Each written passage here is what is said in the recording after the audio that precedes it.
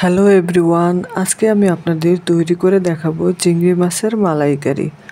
অনেকে হয়তো এটা রেসিপি জানেন, অনেকে অনেকভাবে তৈরি করে থাকেন, তবে আমি আমার ঘরে সবসময় যেভাবে তৈরি করে থাকি আজকে আমি আপনাদের সাথে সেটাই শেয়ার করব।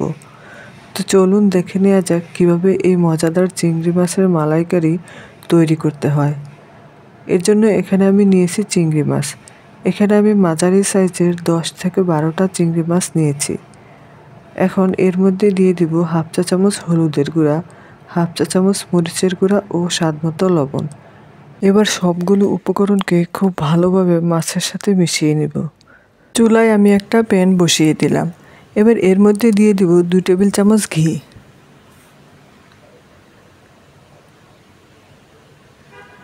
ঘিটা দেওয়ার পরে এখানে আমি দিয়ে দিব মশলা দিয়ে মেখে রাখা চিংড়ি মাছ। এবার মাছটাকে আমি হালকা করে ভেজে নেব। একটা পিঠ হয়ে যাওয়ার পরে মাছগুলোকে উল্টিয়ে দিতে হবে। এভাবে উল্টে পাল্টে নেড়েচেড়ে মাছগুলোকে আমি হালকা ভেজে নিচ্ছি। চুলায় আমি একটা প্যান বসিয়ে দিলাম। এবার এর মধ্যে দিয়ে দিব 2 টেবিল চামচ ঘি। এবার এই ঘিয়ের সাথে দিয়ে দিলাম 1/4 কাপ রান্নার রেগুলার তেল। তেলটা দেওয়ার পরে এর মধ্যে দিয়ে দিব হাফ কাপ পেঁয়াজ কুচি। এবার পেঁয়াজটা হালকা ভেজে নেব, তবে বেশি ভাজা যাবে না। পেঁয়াজটা যখন এরকম সফট হয়ে আসবে তখন এর মধ্যে দিয়ে দিব 2 টেবিল চামচ পেঁয়াজ বাটা, 2 টেবিল চামচ আদা বাটা ও 2 টেবিল চামচ রসুন বাটা। এবার এগুলোকে কিছুক্ষণ ভেজে নেব যেন মশলার কাঁচা গন্ধ না থাকে। এখন এর মধ্যে দিয়ে দিব 2 টেবিল চামচ কাজু বাদাম বাটা। আপনারা চাইলে যে কোনো বাদামই এখানে ব্যবহার করতে পারবেন।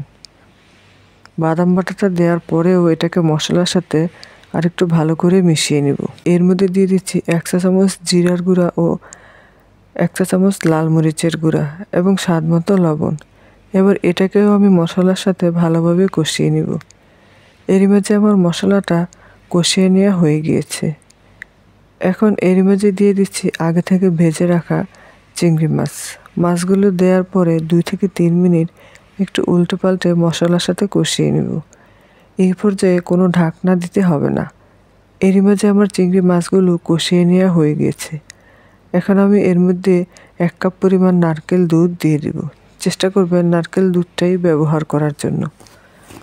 আপনাদের কাছে যদি নারকেলের দুধটা না থাকে তাহলে লিকুইড গরুর দুধটাও ব্যবহার করতে পারেন, তবে অবশ্যই নারকেলের দুধ বা লিকুইড গরুর দুধ ইউজ করতে হবে।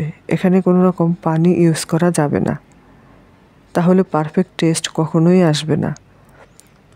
এখন এটাকে ঢাকনা দিয়ে ঢেকে চুলার আঁচ মাঝারিতে রেখে আমি 5 মিনিট রান্না করব। 5 মিনিট পরে আমি ঢাকনাটা খুলে নিচ্ছি। আর আমার চিংড়ি মাছগুলো কিন্তু অলমোস্ট হয়ে এসেছে। এখন এগুলোকে আমি একটু উল্টে পাল্টে দিচ্ছি। উল্টে পাল্টে নেওয়ার পরে এর মধ্যে দিয়ে দিচ্ছি 1 টেবিল চামচ পরিমাণ টমেটো সস আর দিয়ে দিচ্ছি 1/3 কাপ পরিমাণ পেঁয়াজ বেরেস্তা। অবশ্যই এখানে পেঁয়াজ বেরেস্তাটা ইউজ করতে হবে। এখন দিয়ে দিচ্ছি 3 থেকে 4টা ফালি করে রাখা কাঁচামরিচ।